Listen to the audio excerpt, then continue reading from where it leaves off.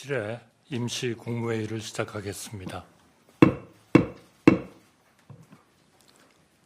지난 12월 6일 국회를 통과하여 정부로 이송된 법률안 중에는 그동안 정부와 여당이 지속적으로 반대 입장을 표명해온 6건의 법률안이 포함되어 있습니다. 국가적으로 매우 엄중한 상황에서 과연 어떠한 선택이 책임 있는 정부의 자세인지 대통령 권한 대행으로서 고민과 숙고를 거듭했습니다. 이 법안들의 영향을 받는 많은 국민들과 기업, 관계 부처의 의견도 어떠한 편견 없이 경청했습니다. 그리고 오로지 헌법 정신과 국가의 미래를 최우선으로 고려하여 결심을 하게 되었습니다.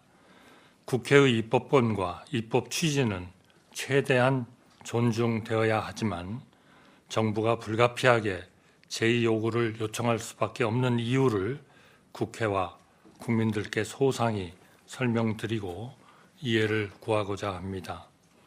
우선 농업사법 개정안과 관련하여 농업, 농촌의 발전과 농업인들의 소득을 보장하고자 하는 국회의 입법 취지는 충분히 이해하고 존중합니다. 그러나 이 법들이 시행되면 시장 기능을 왜곡하여 쌀 등 특정 품목의 공급 과잉이 우려되며 막대한 재정 부담을 초래할 것입니다. 재난 피해 지원 및 보험의 기본 원칙과도 맞지 않아 상당한 논란도 예상됩니다. 양곡관리법 개정안은 지난 21대 국회에서 정부가 이미 한 차례 제2요구권을 행사했고 국회 재의결을 통해 부결되어 폐기된 바 있습니다. 이번에 다시 정부로 이송된 동법 개정안은 제2요구 당시 정부에서 이의를 제기한 남는 쌀 의무 매입에 대한 우려사항이 보완되지 않았을 뿐만 아니라 오히려 양곡의 시장 가격이 일정 가격 미만인 경우 정부가 그 차익을 지급토록 하는 양곡 가격 안정제 도입 규정이 추가되어 의결되었습니다. 이 개정안이 시행되면 고질적인 쌀 공급 과잉 구조를 고착화하여 쌀값 하락을 더욱 심화시키는 결과를 초래할 뿐만 아니라 쌀 생산 확대로 시장 기능 작동이 곤란해져 정부의 과도한 개입과 막대한 재정 부담을 가중시킬 것입니다. 정부의 한정된 재정 상황을 고려했을 때 쌀 의무 매입 제도와 양곡 가격 안정제 시행에 막대한 재정이 투입된다면 스마트팜 확대, 청년 농업인 육성 등 대한민국의 미래를 위한 농업, 농촌 투자를 매우 어렵게 할 것입니다. 이에 정부는 이번 개정안에 대한 대안으로 농업계 등 각계의 의견을 수렴해 한국형 농업인 소득 경영 안정 방안을 마련하였으나 국회에서 충분한 논의와 타협 없이 이번 개정안이 통과되어 매우 안타깝게 생각합니다.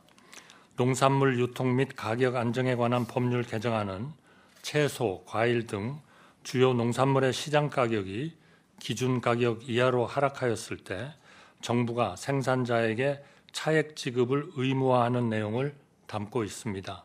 이 개정안 또한 양곡관리법 개정안과 같은 부작용이 우려됩니다.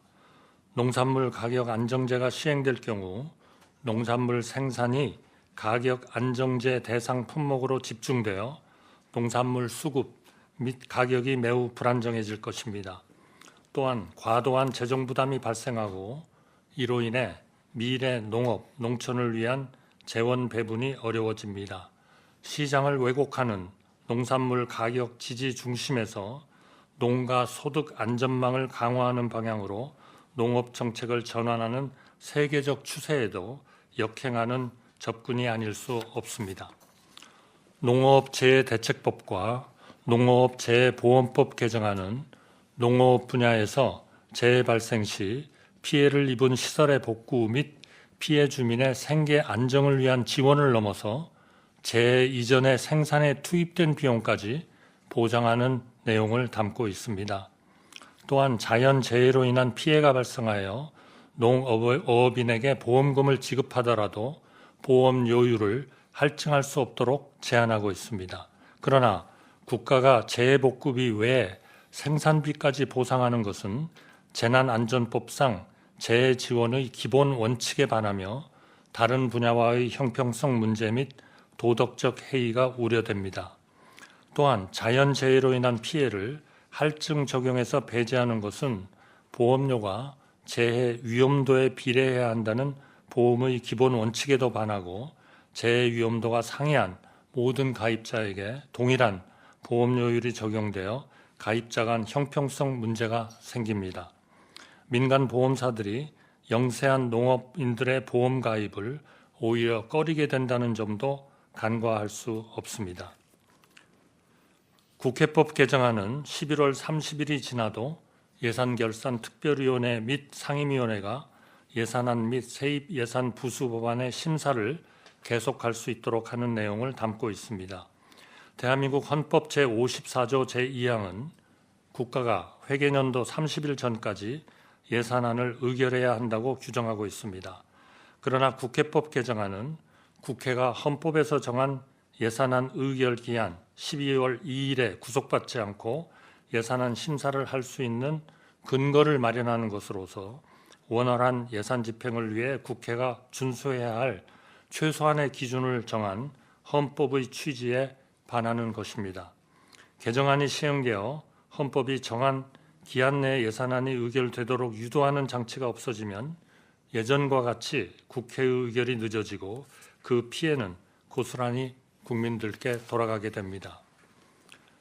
국회에서의 증언 감정 등에 관한 법률 개정안은 동행명령 대상 증인의 범위를 국정감사와 국정조사에서 중요한 안건심사 및 청문회까지 확대하고 증인, 참고인 등이 개인정보 보호, 영업비밀 보호 등의 이유로 자료 제출 등을 거부할 수 없도록 명시하고 있습니다. 우리 헌법은 국민의 기본권을 제한하는 경우 입법 목적의 달성을 위한 최소한의 범위여야 한다고 명시하고 있습니다. 그러나 중요한 안건 심사와 청문회까지 동행명령 제도를 확대하는 것은 헌법상 비례의 원칙과 명확성의 원칙을 위반하여 국민의 기본권인 신체의 자유를 침해할 소지가 큽니다. 또한 어떠한 이유로도 국회의 자료 제출 요구 등에 거부할 수 없도록 하여 헌법상 권력 분립 원칙에 반하여 개인정보 결정권 등 사생활의 비밀과 자유를 침해할 우려가 큽니다. 기업 현장에서도 핵심 기술과 영업 비밀 유출 가능성을 크게 우려하고 있습니다.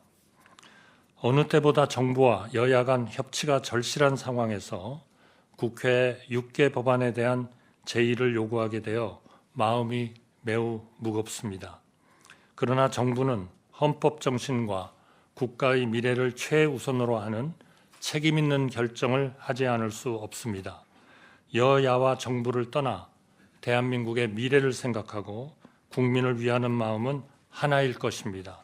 그러나 그리로 가는 길에 대해서는 각자가 처한 위치나 상황에 따라 생각의 차이가 있을 수 있습니다. 대화와 타협을 통해 이러한 차이를 극복하고 모두를 위한 해법을 찾을 수 있도록 국회와 정부가 함께 노력하는 것이 절실하다고 생각합니다. 오늘 국무회의를 거쳐 정부가 제의 요구하는 법안들에 대해 국회에서 다시 한번 심도 있게 논의하고 바람직한 대안을 모색해 주시기를 간절히 호소드립니다. 정부도 전향적이고 허심탄회한 자세로 적극 참여하고 지원하겠습니다. 감사합니다. 지금부터 제57회